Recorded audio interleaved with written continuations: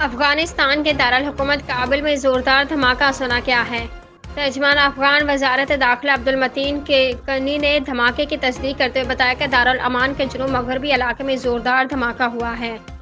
ترجمان نے کہا کہ دھماکے سے متعلق مزید تفصیلات جمع کی جا رہی ہیں۔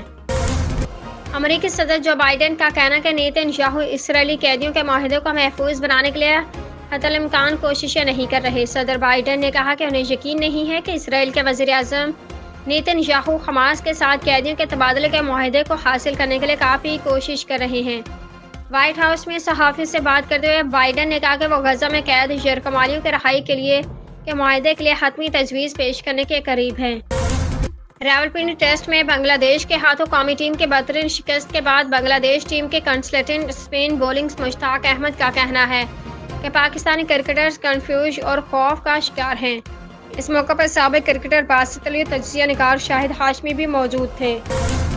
اسلام آباد وزیر اعظم کے سیاسی مشیر رانا ثناءاللہ کا کہنا ہے کہ ہمارے پاس چیف جسٹس کی توثیق کے لیے نمبرز پورے نہیں۔ چیف جسٹس نے کہا ہے کہ وہ کوئی ایکسٹینشن قبول نہیں کریں گے۔ تفصیلات کے مطابق وزیر اعظم کے سیاسی مشیر رانا ثناءاللہ نے ARY نیوز سے خصوصی گفتگو کرتے ہوئے کہا کہ ہمارے پاس چیف جسٹس کی توسیع اور آئینی ترمیم کے نمبرز پورے نہیں۔ نمبرز پورے ہوتے تو کرنی چاہیے کیونکہ آئینی ترمیم پارلیمنٹ کا استحقاق ہے۔